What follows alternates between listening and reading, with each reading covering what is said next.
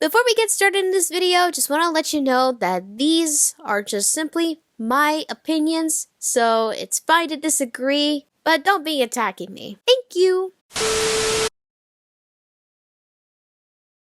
Hello, and welcome to seeing me doing my first attempt ever reviewing music. As you can tell with how I'm dressed up, he doesn't need an introduction. I mean, you know who he is. And before doing this, I have already listened to the albums ranging from Off the Wall to the 2 bonuses, which led me to be curious on listening to the other 4 albums. And I thought, well, why not talk about all of them? So this is just simply me reviewing every single studio album he has done, aside with 2 little bonuses near the end. Let's begin. Got to Be There. Well, this is his debut album. And you know J5, I Want You Back, ABC 123, I'll Be There, Stop the Love You Save, they have their own cartoon, you know, the whole shebang. I mean, it's obvious at the time they're really popping the fuck off, so why not have the youngest member of the group have his own debut album?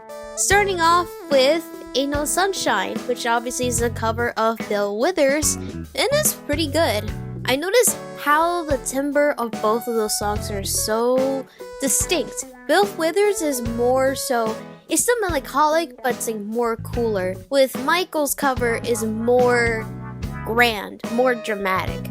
But hey, still pretty good. How come nobody told me about I Wanna Be Where You Are? It goes hard and it's very catchy. Heck, I heard that in the Jackson's American Dream movie. Especially the song Girl Don't Take Your Love From Me. Is so catchy as hell. In Our Small Way is one of the more profound songs in the album. I've only heard the song once, and hearing it again, it was really beautiful. I mean, it preaches about how we may not change everything in one day, but we can still change certain things in our small way. Hell, he's been saying this ever since he was a kid, and that really said something considering his philanthropic work in his later life. I'm in disbelief how nobody even talks about this. This needs to get more attention. That's practically underrated, honestly.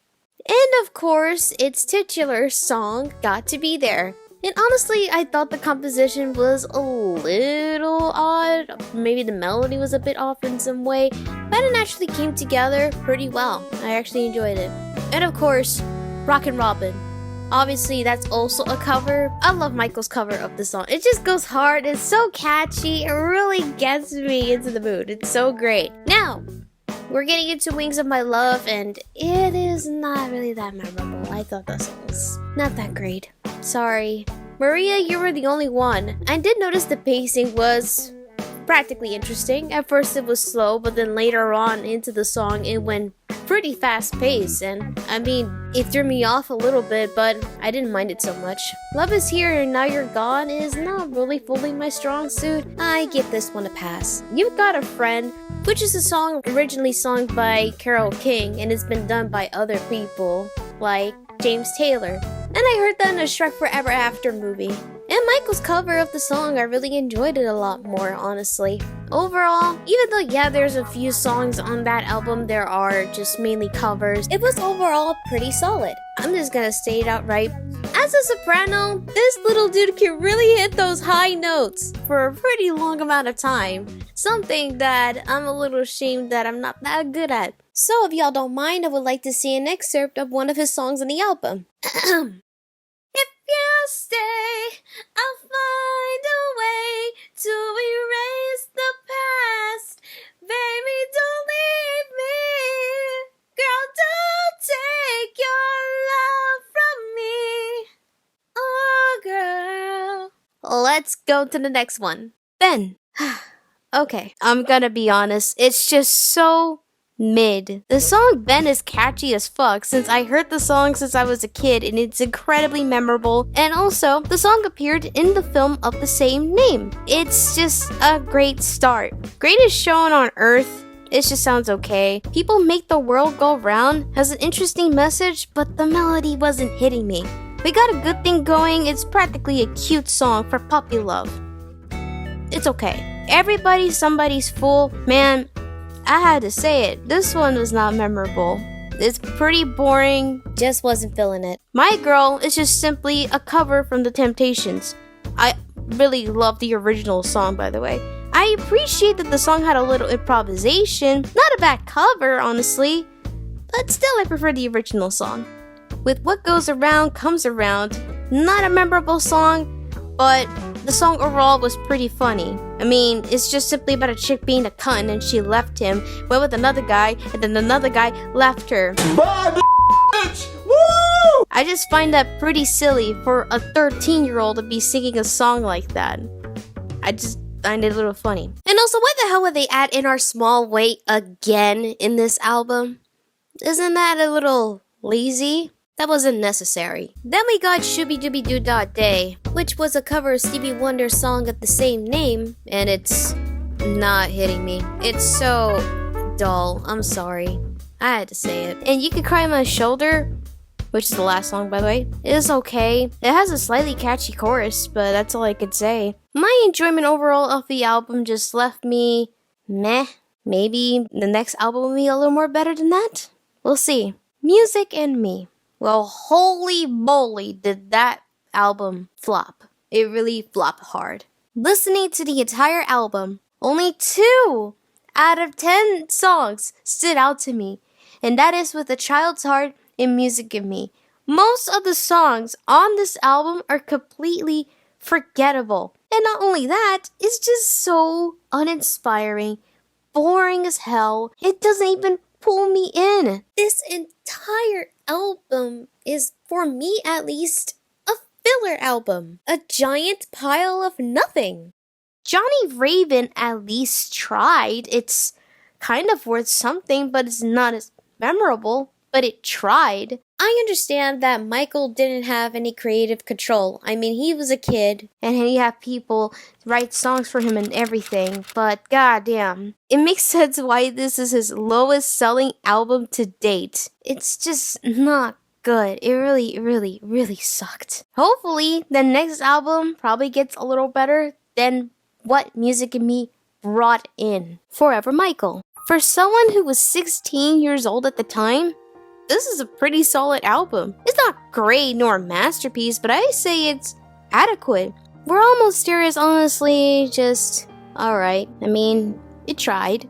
The song Take Me Back is one of those songs that are just catchy in the moment. You know, those kind of songs that are just memorable in the moment, but it just doesn't stick with you afterwards. That's how I felt listening to Take Me Back. One Day in Your Life has honestly a very beautiful melody, and honestly, I don't know what else to describe or what to say. But what I can tell you is that this melody made me feel a certain type of way, maybe reflecting for the most part. Cinderella Stay a While was pretty cheesy to me, especially the first 2 lines of the song. Honestly, I'm like, okay, this is gonna be a little cheesy. Just a Little Bit of You has a groovy beat. Love the melody from the violins and that bass. What I noticed in his songs in the first few albums is just the bass just sticks out. I guess it just embellishes the funkiness and everything. You Are There was practically a cute ballad. There's not much to say. Dapper Dan noticeably takes a blues approach. It's honestly experimental. Love the funk from the bass.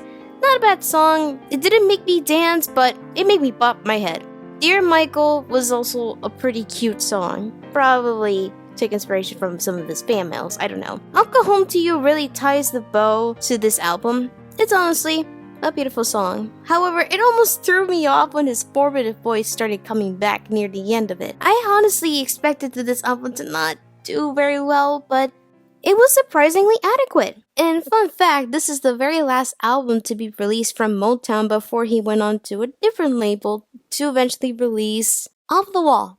Alright, what I can describe Off the Wall will be his magnum opus. What I mean by that is his personality through his music is basically coming through. I mean, this is the time he already left Motown and he's with Epic Records and he finally gets creative control, and that's what made his album work. And hell, this is his first collaboration with Quincy Jones, and that is honestly groundbreaking for him. This album is stupendous and it really rocked your socks off. Even though some of you guys listening to this may not be a big disco fan, probably like myself, Off the Wall is a straight up banger. With Don't Stop Till You Get Enough, Rock With You, Working Day and Night, Off the Wall song, bitch.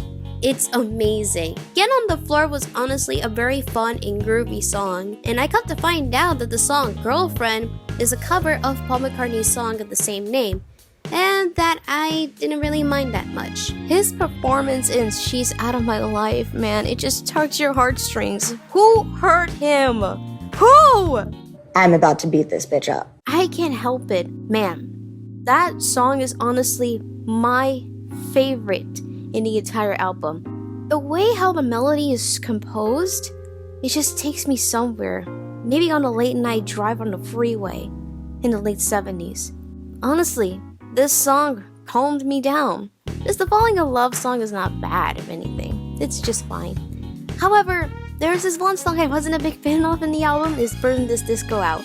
Believe me, I tried to like it.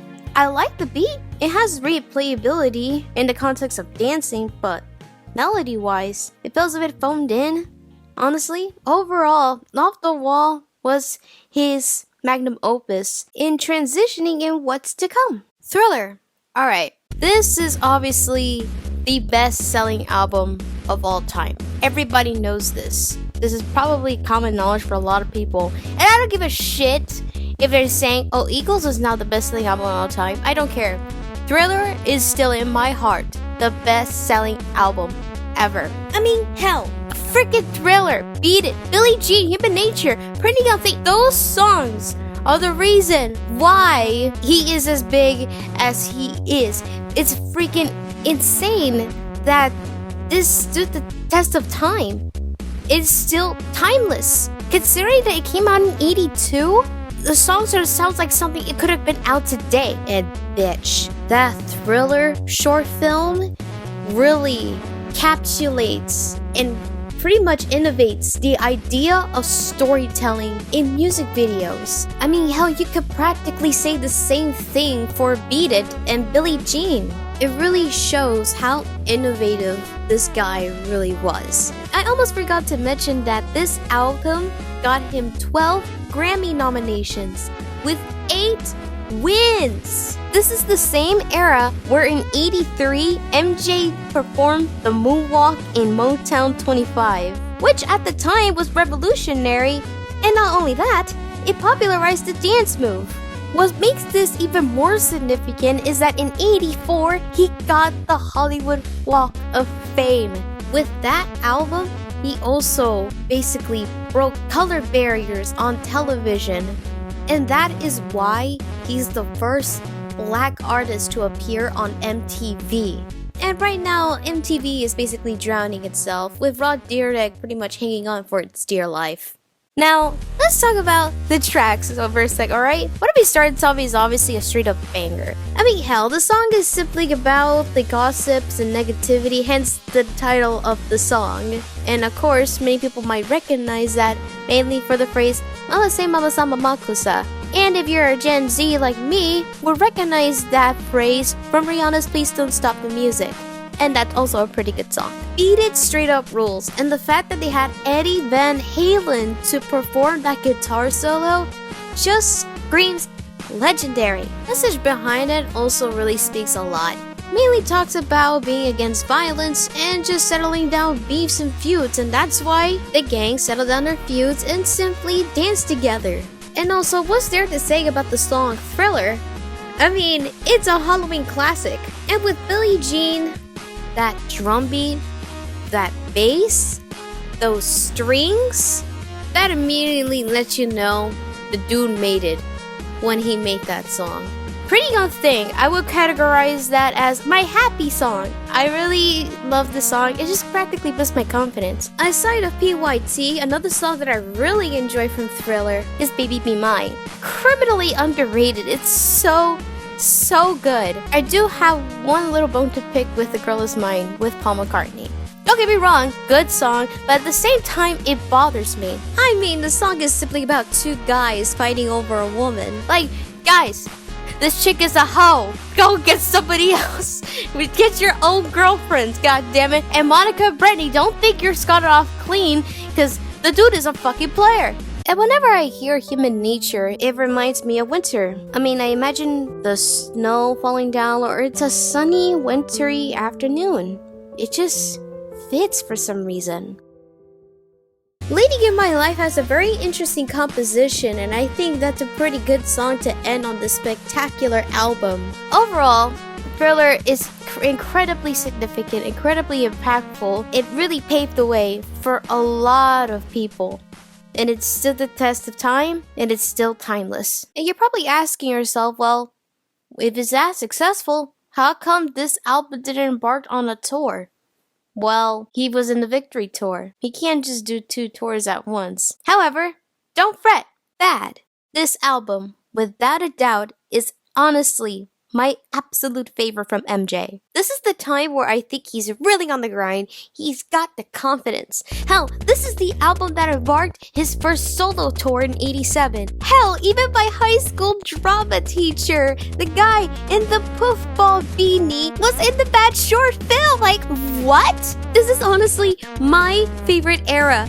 From the movie Moonwalker to his iconic outfits, his pet chimp Bubbles, oh, he's such a cute thing, and his iconic performances in the Bad Tour. And man, that smile, that come together performance is just bitch, if I was 23 years old back in 1987, this man would have been my crush! I mean, fucking hell, he was so hot! He was damn sexy, like what? Alright, I'll stop geeking out for a second. The songs are mostly absolute bangers, from Bad to The Way You Make Me Feel, Dirty Diana, Smooth Criminal, and Leave Me Alone. This album is just so good! And it is a damn shame that this album got 4 Grammy nominations and no wins. They freaking robbed him! Man in the Mirror could really make a grown-ass man cry through his memorable composition, through his catchy and profound lyrics. It's honestly so damn beautiful that I want to just sing it out loud, but I'm not going to. I could go on and on about, I don't know, how Smooth Criminal had that iconic gravity lean and Michael blasted the entire club with a Tommy gun, or that Dirty Diana bit with him performing, and the fact that he performed that song at Wembley Stadium because Princess Diana really liked that song, or The Way You Make Me Feel music video where he tried to get with the girl, or in the Leave Me Alone music video where he's literally telling the media to leave him the fuck alone and he featured his pet chip Bubbles and his pet boa constrictor, and of course, most importantly, the motherfucking Bad short film. Hell, his outfit was so fly, the dancers did amazing and a tremendous job, and hell, it's directed by Scorsese, excuse me? And of course, the song just really seals the deal. It really made Mike bad, in a good way. However, I have one teeny little bitty problem, just from one song alone. And it's called Just Good Friends. I had to say it. I think that collaboration with Stevie Wonder had high potential. However, it didn't reach my expectations. The song itself isn't terrible per se, it's just forgettable. And apparently there are people out there who didn't like Speed Demon as much. I honestly enjoyed Speed Demon. I think it's honestly very fun and an experimental song. And considering the little backstory that Michael actually got a speeding ticket and Quincy told him to just write a song about it, I did not expect that, but hey, the song goes pretty hard. Oh yeah, and by the way, that was their last collaboration they ever did together, so yeah. And man, all I can think of when I hear this song is him dancing with that bunny. And that smile at the end, I just can't help it, he just looks so beautiful, like god damn it! Oh yeah, and there's a Saida Garrett collaboration for his song, I Just Can't Stop Loving You. Fun fact, he did this song in 3 languages, in English, Spanish, and French. The original song has 2 versions in English, one with a spoken intro and one without it. And also, listening to that spoken intro made me blush. Another romance song to point out is Liberian Girl. The composition is so enchanting. And that harmony, just give it a listen! Liberian girl, you know that you came and you changed my world, just like in the movies. It is also very catchy. My favorite song from this entire album is Another Part of Me. Well, I think the song is a jam to listen to, and I think it's pretty underrated. Hell, it even appeared in Captain EO! Another reason why I like this song is I could just end up saying, "We're sending out a major love, and this is our message to you. The planets are lining up, we're bringing brighter days. They're all in line, waiting for you. Can't you see? You're just another part of me." Hee hee. Bad. The album overall is just amazing. My absolute favorite. Let's go. Let's keep moving. Let's keep this momentum going. Dangerous. Okay, so what's there to say about Dangerous? Well, the album overall is mostly very good. I like how this album starts off with Jam. I mean, it goes hard. And honestly, that was a pretty fun music video. I mean, with Air Jordan himself. Hello! Why You Wanna Trip on Me was honestly pretty interesting. It's essentially him saying there's other problems in this world. There's poverty, homelessness, world hunger, and you're all on me. She drives me wild, boosts my confidence, honestly. It just makes you want to strut. Remember the Time is just, I mean, pretty catchy, honestly, and seeing the music video is like very interesting. And bitch, that choreography, it just takes a lot of skill. And the hairstyle that he has is honestly one of my favorites that he had on. I hate to reiterate, but his smile, very cheeky and so mischievous. That's just so adorable. 7-year-old me, when I saw the music video for Remember the Time, I thought I was just seeing a completely different person. Up until that point, I didn't even know what vitiligo was, nor did I have any idea that even existed. So this was very new to me. However, the more videos I watch from him and seeing his eyes and his dance moves lets me know that it's the same person. Heal the World, I mean, is a very profound ballad, very beautiful, very cute. It just touches your soul. And personally, I don't really expect him to write ballads.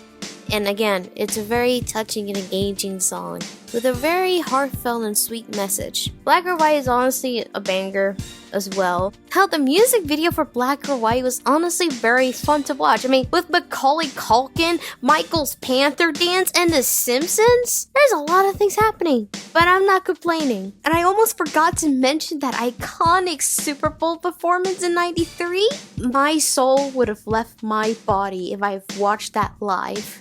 And of course, this album embarked on another tour that eventually ended abruptly in '93. What is notable about the tour is that this dude can surprise fans and stand there for about 2 to 3 minutes before starting the show, and the fans just eat it up. The aura speaks for itself. And you had not just women, but guys passing out. Who Is It has got to have the most coldest beat I've ever heard in this album.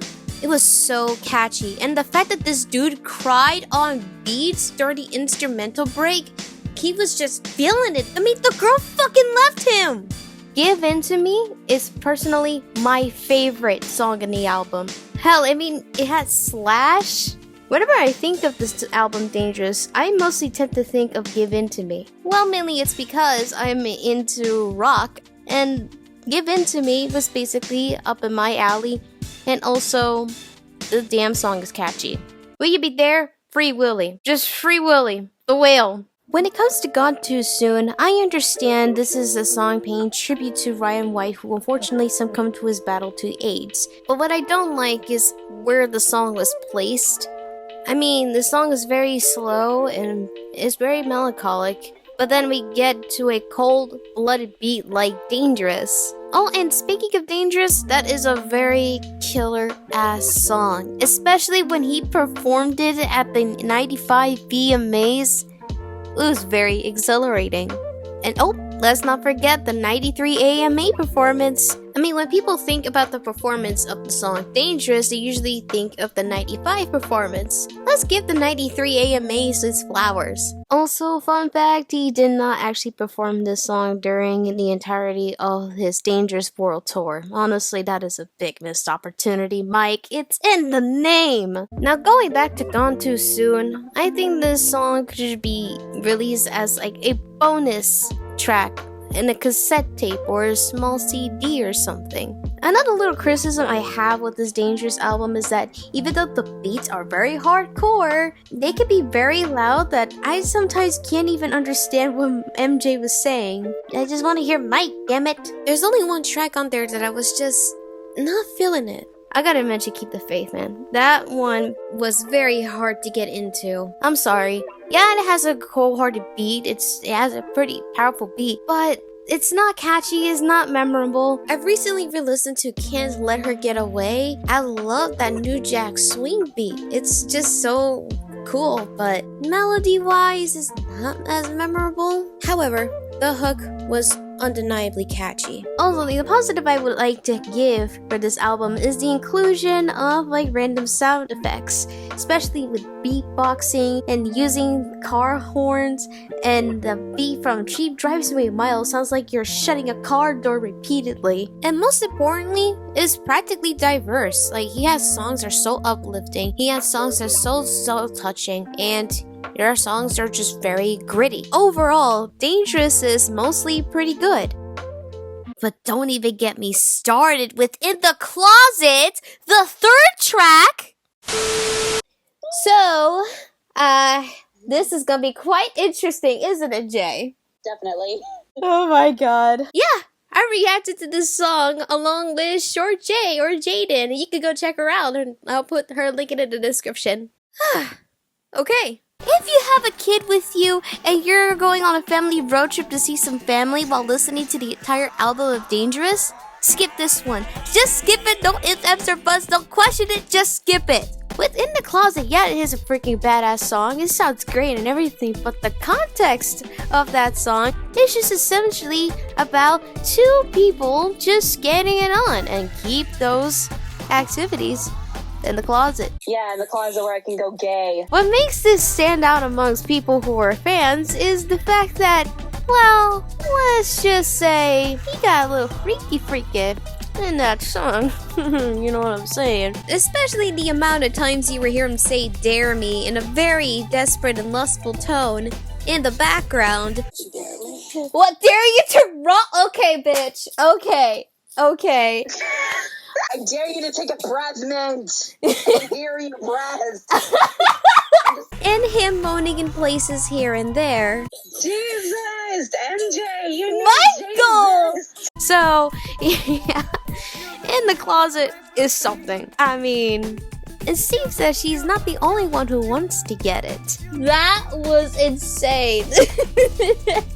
I gotta say, I feel like when that first came out, especially, I'm pretty sure the full song or even the acapella version, I think the fangirls probably went insane and probably, like, I don't know, pissed their pants in from excitement or something. I don't know, maybe. So just for a little shits and giggles, Jay and I decided to react to some of the comments that was in that acapella version of the song. So let's let it roll.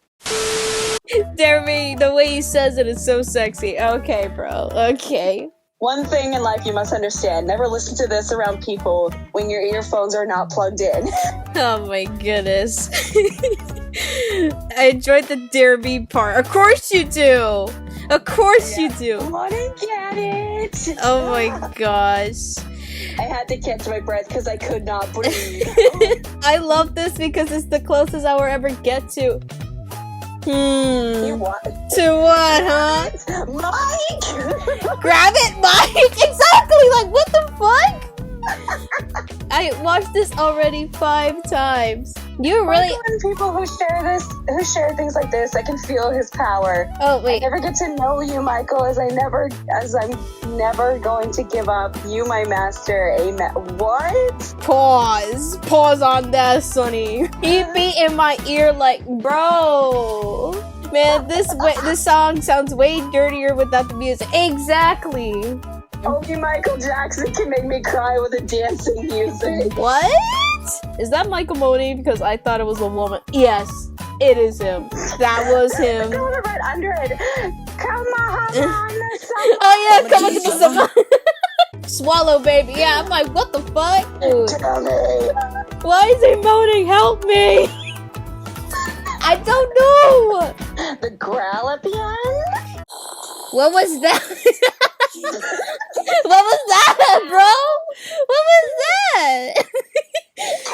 Ah! Okay, whose moan is that at the time? Yeah, and the woman in the video, in the song is a princess of Monaco named Stephanie. Originally, Madonna was gonna be in there, but she was too extra. So, yes, in the end, she wasn't in the final cut. Jay, any final words or anything you want to say to some MJ fans probably watching this? Yeah, I'd be careful out there, folks. So just be careful on what you stumble upon. Thank you, Jay, for appearing on this little adventure. And as for some of you fans, you guys really need some water. And go to horny jail. There is another song, though, that has the same context, but on the smoother side. But that is not on the Dangerous album. In fact, this song comes up after the next two albums I'm gonna be talking about. History. Well, there's a lot to talk about with this one, so where do we begin with this? Well, for starters, there's the iconic intro before the History Tour concert happens and whatnot. That video package is just beautiful, very cinematic. It looks like it could have came out today, but no, it came out in '95. And of course, there's that iconic statue. And what is significant about the tour itself, amongst fans, or should I say female fans, is the gold pants. Yeah, the gold pants, they go nuts to butts over it. Why not, I guess? Some of you NJ fans need to chill the fuck out with that shit, I mean it. The album consists of 2 discs.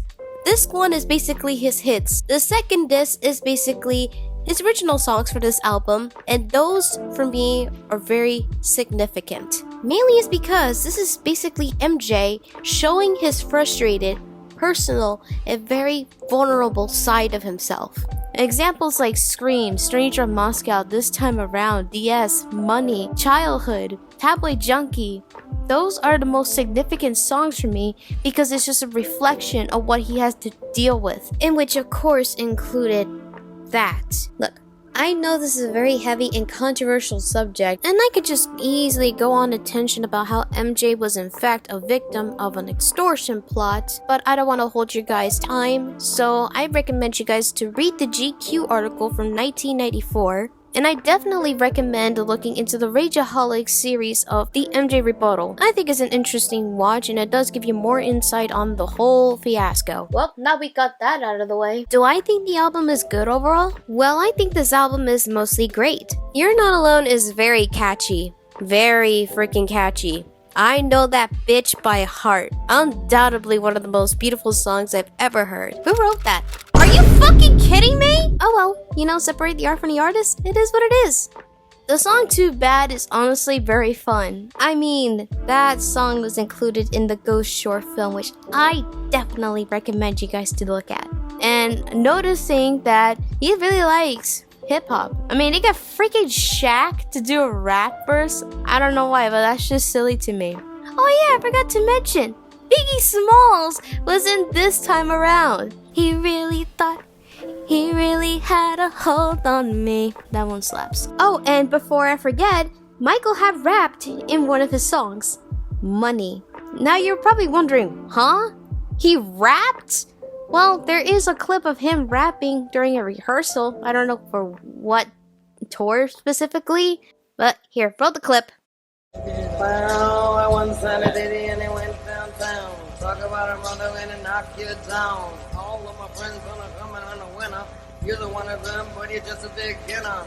I'm not gonna lie, Michael, that was pretty based. Also, that's interesting to see somebody try to do something a little different by not just having rappers in his music, but rapping himself. Okay, I see how you're doing. Oh, and Money is great, since the overall message of the song is that people would do anything for money, out of pure greed and pure selfishness. Our song is one of the most emotional and impactful songs I've ever heard. 7-year-old me was so impressed and taken aback at how powerful it really was. I mean, even hearing it in my head is just unbelievable. Who knew that the chorus could be this simple, but yet really touches the hearts of many people about environmentalism? When it comes to Come Together, which, by the way, I am a Beatles fan and I'm gonna say it, this is a good cover. I love it.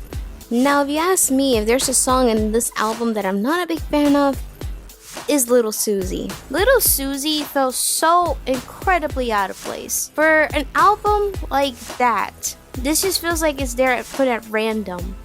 And it's not a pop song, it's literally a freaking waltz. Not to say that the song is terrible, it just doesn't belong in history for me.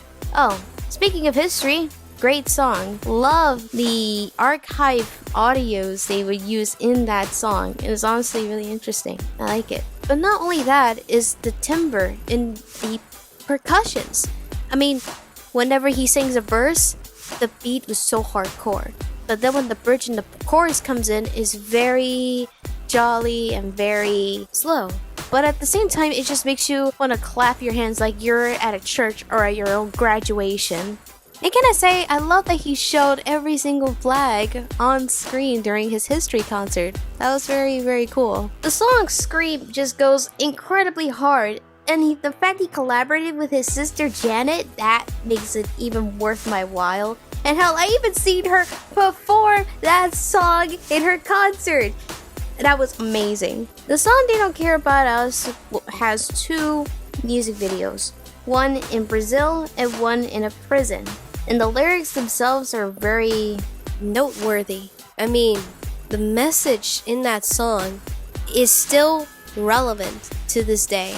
Another song that I actually really enjoy from history is Tabloid Junkie. I love that beat and just that composition, everything about it, especially the overall message in this song just speaks volumes. Just to simply say, don't believe everything you see and hear. DS is basically a diss track towards the defense attorney Tom Sneddon, who was very adamant on prosecuting MJ, in which it didn't work out in his favor. The song Stranger in Moscow is very beautifully put. I mean, the timbre for that song is so gloomy, sad, melancholic. From the strings, from the piano accompaniment, it just really highlights the dark side of fame. Now let's talk about childhood. This reflects on the time with Michael not having to spend playtime with other kids, because as a kid, he's so used to recording with his brothers with the Jackson 5. His father would be pressuring him, he'd be so strict on him and doing the best that he can, and whenever he had a recording studio, he sees a park across the street with kids playing, and he wants to play. That's why Neverland Ranch is his thing, as a way to reciprocate something he didn't get to have as a kid. That is, going on rides, going on train tracks, and playing all the cool stuff, having movie theater with free candy, free food, free everything. But not only that, playing and having fun with children. Though, despite everything that he got, he finally got what he wanted, people see that as something as eccentric or weird. But in reality, he's misunderstood. And honestly, the more I learned about his life, the more I realized it's just more sad, if anything. Because of his upbringing, his loneliness, people talking smack about him, it practically screwed him up. Smile is apparently his favorite song from Charlie Chaplin, and I don't know. I just recently heard it after years, and the more I heard the song, the more it grew on me, and ironically, it made me cry rather than smile. And to think that this song is the last track of the History album, I guess he wants to convey to his audience that despite everything, despite the negative circumstances, the roadblocks, no matter where you are in life, things would get better. And putting on a smile and let yourself believe that there's still good in this world, it just lets you know that life is still worthwhile. Overall, the entire album of History is interesting, especially the second disc. I mean, most of his songs, as aforementioned, connects with his personal struggles he was facing at the time. It's a pretty bold move, and it does show the negative aspects of fame.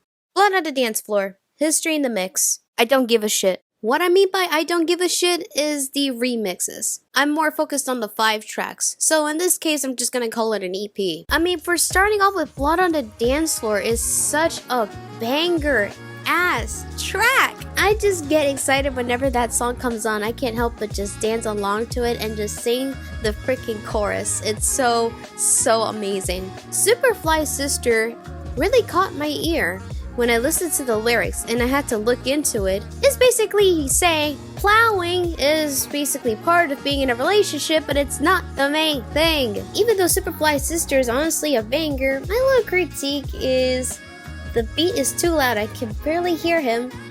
And second, I think that song went on for a little too long. With Ghost and Is It Scary, I noticed they have some similar lyrics, but I love how those songs have their own variations, have their own melodies, basically. Is It Scary, dude? The beatboxing. Just give it a listen.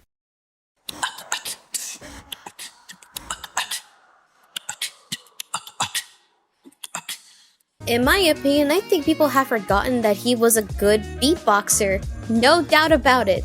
Goes hard. I mean, it just makes me want to dance and everything. Especially that little loop in the background. It just accompanies it very well. And this song makes me really want to sing. And don't worry, this is going to be the last time I'm going to do it. You put enough of my back, shot an arrow in me. Tell me, are you the ghost of jealousy?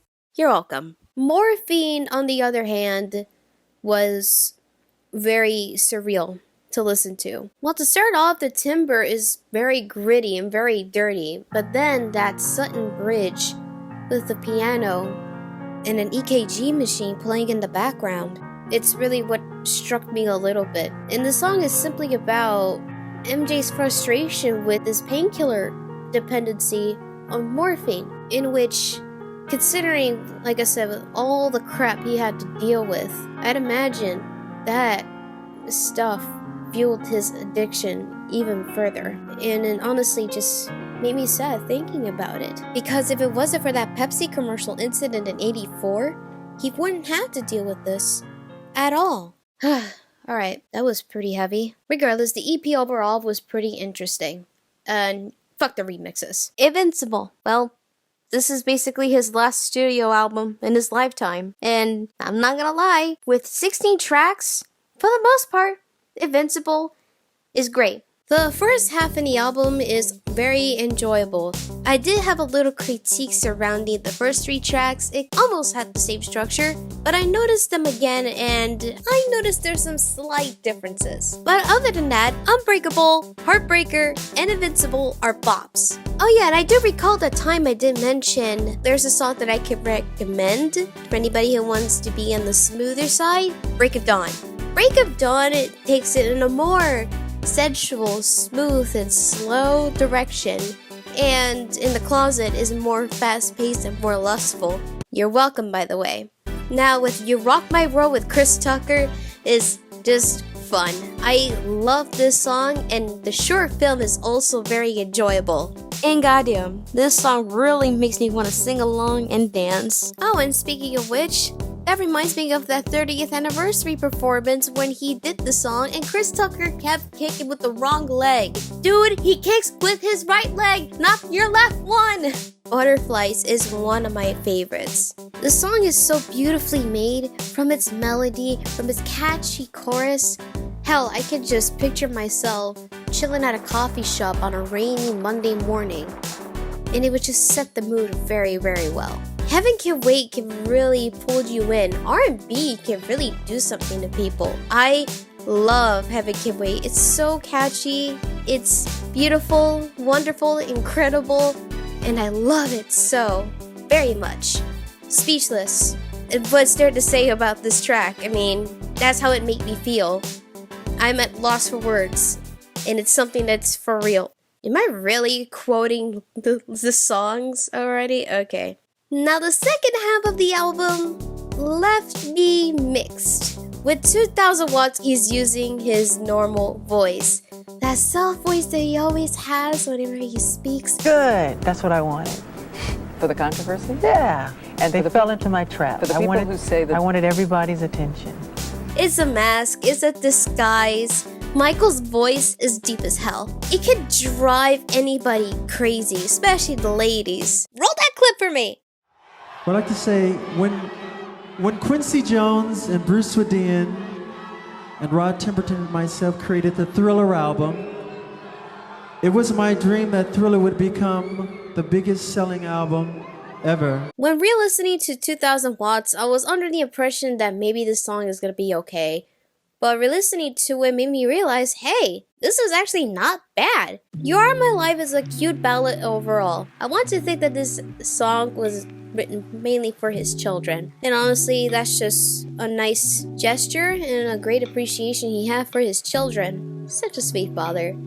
Privacy is another one of those songs that deal with his conflict with the media. And I noticed that he did reference Princess Diana's passing from '97, which was surreal, but at the same time it makes sense. Overall though, I think the song was okay. But if you ask me, what do I think is the worst song? It's Don't Walk Away. That was easily the worst one in this album. It is so uninspiring, it's so forgettable, it's boring. So MJ stans, don't be coming for me. If there is a song that should have been in this album, it's Shout. The dude rapped in that bitch. The timbre is so gritty and dirty and I love how it sounds. And the dude used his normal voice in it. Let's just hear him spit, shall we? Like animals and cannibals, eating each other alive just to survive the 9 to 5. Every single day, the trouble, but the struggle is dry. It's a mess so hard to find. I wanna shout, throw my hands up and shout, what's this man is all about? They should have left out Don't Walk Away and have Shout in. Alright, well, with Cry was a pretty nice little ballad song about changing the world and make it better. Although I do find a little unnecessary for him to add in the end saying change the world. I think that was a bit cheesy. Lost Children turns out was one of his favorite songs in the album. And I'm gonna be honest, Mike, I'm not a big fan of this one either. Sorry. Yeah, it was a cute ballad and whatnot, just wasn't hitting me like that. Aside of Butterflies, Whatever Happens is also one of my favorites. Whenever I think of this album overall, Butterflies and Whatever Happens usually comes to my mind the most. And I love how it has a Wild West feel to it. If you have Carlos Santana, it just makes it even better. The song Threaten is basically one of his spoopy songs, and I think that song is very underappreciated, and I think it should have had his flowers alongside with Ghost, Thriller, and This It's Scary. Invincible was a pretty good album overall, but why didn't it do well on release? Well, why don't you ask that to Sony? Oh yeah, I'm really coming after you now. Well, this is simply because MJ doesn't want Sony to control him nor his work. What do I mean by that?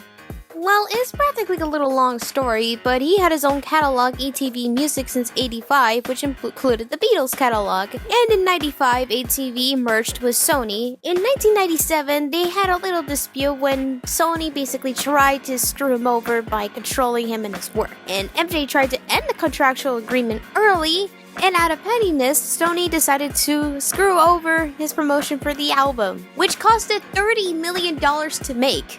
What's also very interesting that MJ found out that his own attorney also represents Sony, in which it really set him off. And so for that, MJ left Sony as a free agent and owned half of their publishing. And of course, he ran this little campaign about how Sony basically takes advantage of their artists and also accusing them of racism. Which makes sense, since in '85, not only he got the Beatles publishing, but he also got Sly and the Family Stones and Little Richard. What happens next? He gave the rights back to Little Richard and Sly and the Family Stone.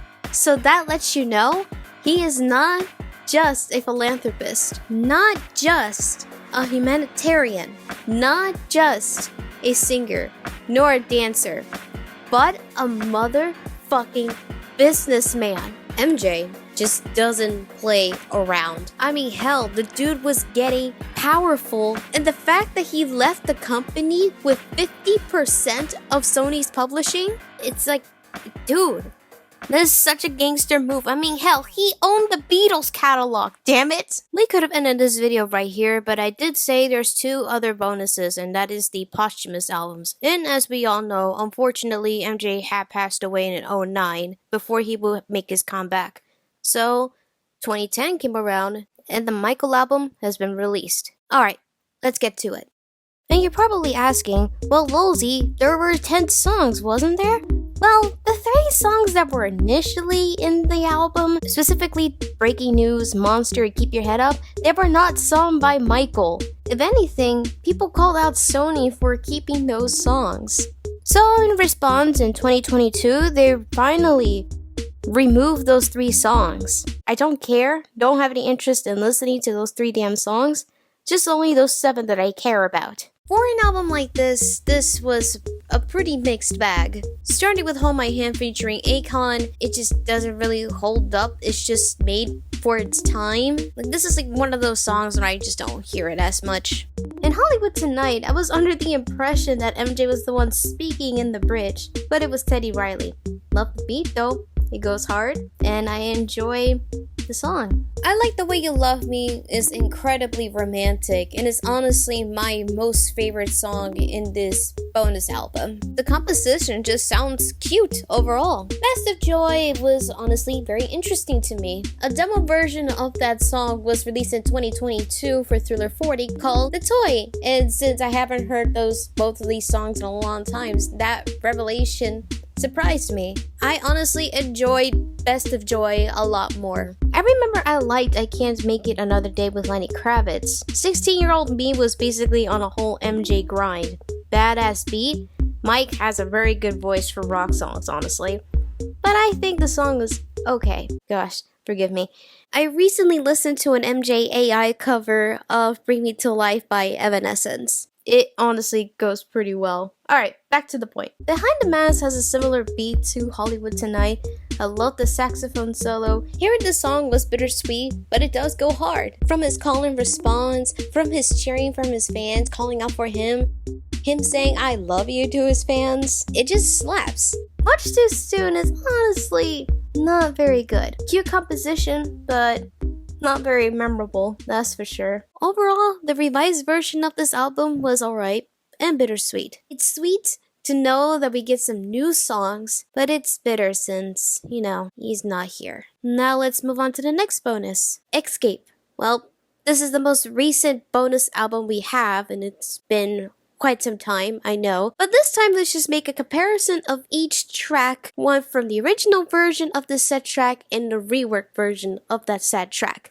Let's go! Well, to start off with Love Never Felt So Good, I noticed that the original version has a piano and finger snapping as the beat, with some clapping added into it. I love the piano accompaniment, but I think the rework version made it work a lot more from the drums. So for that, it goes score 1 for the rework version. With Chicago, well, let me be full front and say that this song is simply about a hoe who's been cheating on her husband with MJ. When he found out, he's like, what the fuck? So, the original version, I just enjoy it a lot. I love the beat and the accompaniment of the strings, which makes this song sound a little heavy-hitting since the bitch played the both of them. The rework version, however, is so overproduced. It's very glossy, so score 1 for Chicago of the original version.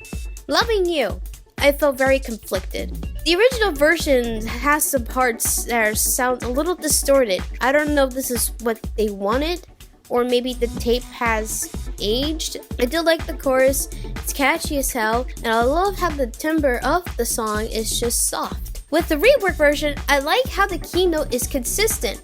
However, I don't like the overproduction and it sounds very aggressive. It should sound softer, personally. So, I guess Loving You, the original version, gets a score.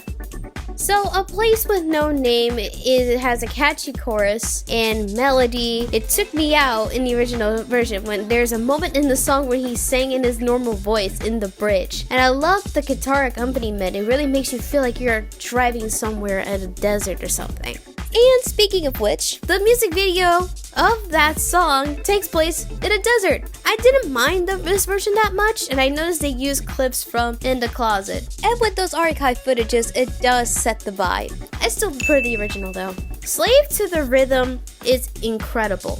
I would say it's probably the best song I've heard in XScape. I love that the synthesizer in the melody makes it sound like a Sonic game. The song goes hard. I could tell that the song was made during the making of the Dangerous album. I mean, he referenced that song in Cobra's interview back in '93. Yeah. So I'm slave to the rhythm. Yeah. Okay? It just feels good listening to it again after a few years. With the rework version, I'm gonna be honest, I think the beat felt a little flat there. Yeah, overall, it still makes me want to dance, but I felt as though the beat felt a little soft there.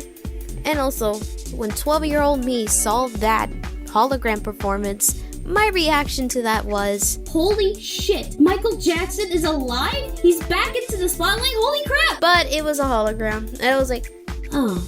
And obviously the whole hologram itself doesn't fully look like him, and it's been a long time since I watched that performance. But regardless, another score for the original. With Do You Know What Your Children Are, to be honest, it's my least favorite song in this album. I'm aware that the title of the song was based on a PSA that encouraged parents to look out for their children's whereabouts when it hits 10 o'clock at night. And this song tells a pretty hard-hitting story of a little girl who ran away from home because of CSA and neglect. The original version overall of the song, though, is heavy-hitting, and it does deliver the message honed in, and I think the beat really sells it for the most part, just to really hit you into the guts. However, the rework version didn't do well justice with it, mainly because of its overproduction. Overall, in this case, I don't think this song should be in this album. I don't think it belonged in XScape. I don't prefer either of them. Blue Gangsta. Okay. I can tell in the original version is done during the making of the Invincible album. That chorus though is just so catchy as fuck. And he used his normal voice again in there. My gosh. I just like how it's so jazzy and everything. I like how it really sounds. The rework version, they bumbled it. Look, listen, I love the beginning of the song and the build-up. However, they fucked it up with this glossy overproduction. It is so messy. That beat drop in the beginning was so messy. I prefer the original. XScape. Alright, the original song has a hard beat. It feels nostalgic having to hear this song again, I'm not gonna lie. And the song is simply about wanting to get away from everything. And it goes hard. It makes me want to dance in place and everything. The rework version, however, it has a good start. It could have been tolerable if it wasn't overdone. I think you guys could take a guess where am I standing on this. That's my main criticism of the rework versions of these songs. They're overproduced. They do way too much. Overall, the XScape album has been pretty alright. I would prefer listening to the original versions of the songs, excluding Do You Know What Your Children Are. The reworked version, I would prefer Love Never Felt So Good, though. Without the Justin Timberlake duet, never really cared for him. And that concludes me listening to his entire discography because why not? And to quickly wrap this up, man, I've been a fan of this man since the age of 7. Seeing his music videos for the first time at that age opened a whole new world for me. Open a whole new chapter of my life. I knew by that moment, seeing those music videos and seeing the short films, seeing him interact with other people, I would never be the same. I personally never seen somebody who sings like that, who dances like that, or seeing anybody faint at a sight of a person. And honestly, I'm glad that I get to see that. Although at that point, he was already gone, and thanks to my family members and to the adults I have interacted with, especially at school, they basically gave the people in my generation to showcase and experience the enigma and the impact that this man had on their lives. And I can't wait to see that on the big screen. And I'm definitely looking forward to it. So for anybody else who wants to be gloating about who's gonna be the next king of pop, nor Chris Brown, nor The Weeknd, or Bruno Mars will ever top him. The only person that will hold the title of being the king of pop is Michael Jackson alone. And personally, Michael Jackson is an example of do not take life too seriously. What I'm trying to say is that you can be childlike. There is nothing inherently wrong with being childlike. Have some childlike wonders. Have childlike activities. I mean, after all, the adult world is already as dark and dull as it already is. And thanks to him, he reminds me to have a positive outlook in things. And another thing, he also taught me to be resilient. And for that, Michael, I really like to say, I appreciate everything that you have done for everybody, and you did the best that you could to make this world better for our children and our children's children. And I love you, Michael, and I miss you very, very much. Well, this has been quite a journey. So, I thank you guys for sitting down and watching this, and I'll see you guys whenever I can. Bye!